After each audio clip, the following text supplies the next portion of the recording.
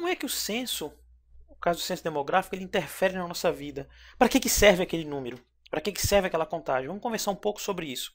É importante que tu saibas que os resultados dos censos populacionais eles vão servir como referência para uma série de medidas. Portanto, o censo ele serve principalmente como uma fonte de referência.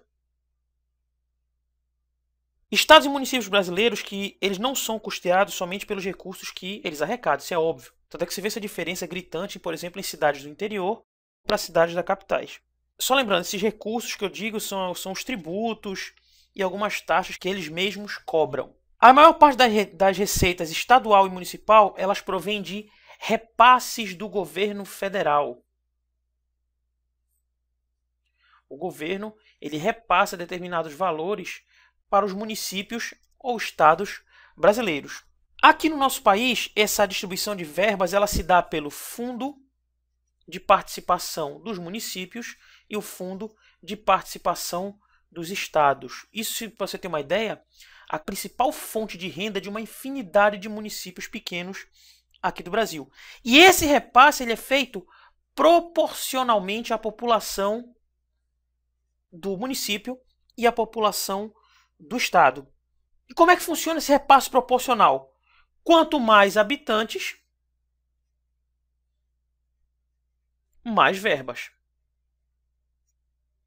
Quanto menos habitantes, menos verbas. Para que nós possamos calcular o valor desses benefícios e contribuições, a Previdência Social Estatal ela vai tomar como base os dados censitários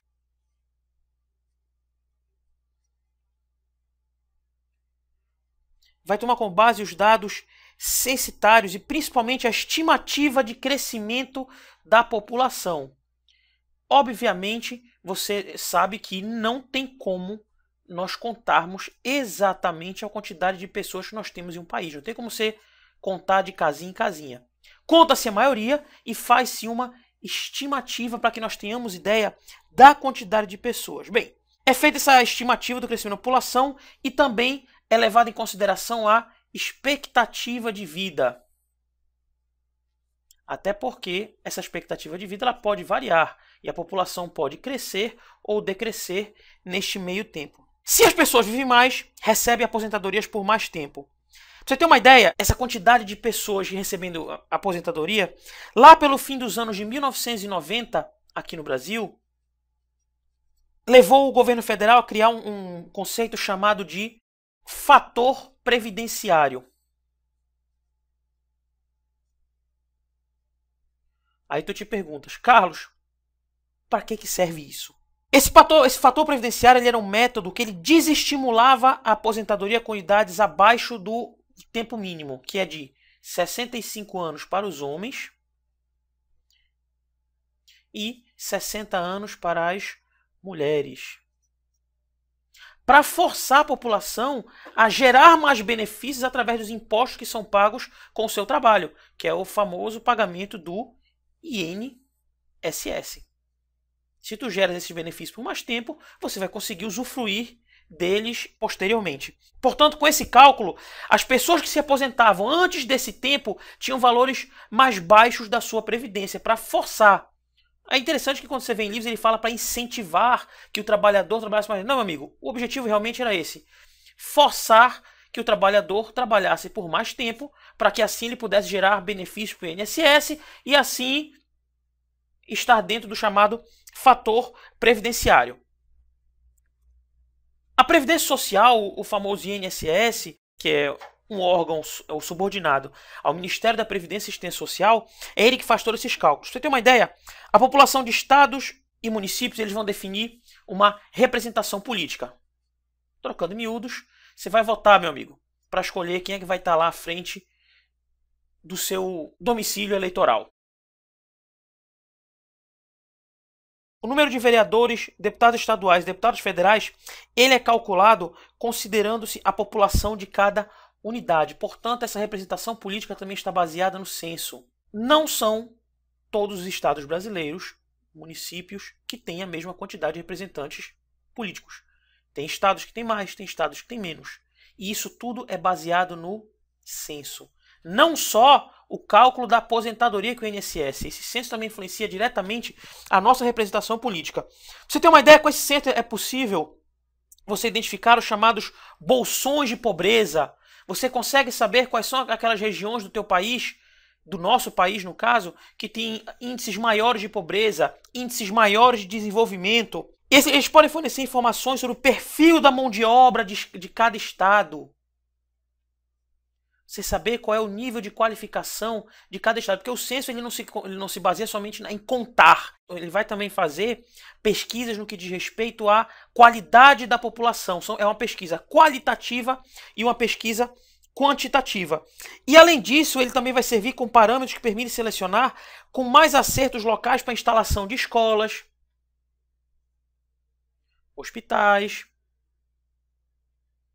e uma infinidade de órgãos públicos. E a quantidade de população vai definir a quantidade de escolas e hospitais. Agora é interessante porque assim, tudo muito bonitinho no papel, né? Mas a gente sabe que na prática não funciona muito bem.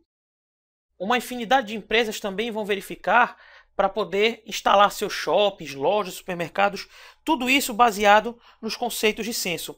Esse censo também pode servir para construir um mapa sanitário de uma região, mostrando onde falta saneamento básico e outros serviços essenciais. Enfim, as políticas governamentais e as ações de iniciativa privada, elas podem ser decididas com base em informações extremamente confiáveis, baseadas nesse censo. Esse censo vai te dar informações precisas do que fazer e como fazer. Totalmente o oposto de como era antes de 1872, aonde nós nos baseávamos em dados da igreja. Dados esses que eram extremamente imprecisos e não possibilitavam que nós tivéssemos políticas públicas de qualidade.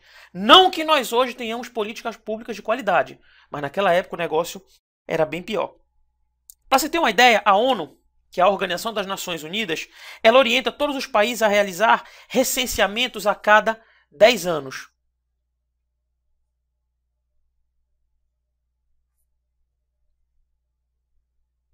E o cumprimento dessa determinação, além de auxiliar na administração de cada nação, ela vai permitir que a organização possa padronizar os dados coletados no mundo. Portanto, inclusive a ONU, ela se vale desse censo para poder fazer as suas pesquisas, para poder colher os seus dados e inclusive auxiliar alguns países em algumas políticas públicas.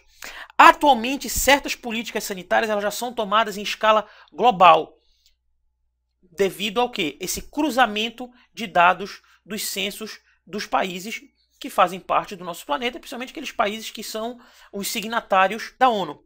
Quando se fala, por exemplo, em controlar epidemias ou monitorar efeitos da poluição mundial, as fronteiras nacionais já não são mais vistas como limites absolutos. Esse fluxo de pessoas ele vai carregar agentes infecciosos de um país para o outro numa velocidade fora do comum. Pra você ter uma ideia, através do censo nós podemos fazer esse controle. E acaba que o censo ele também vai ajudar naquele conceito de aldeia global que nós conhecemos dentro do estudo da globalização que nós vamos abordar numa outra aula.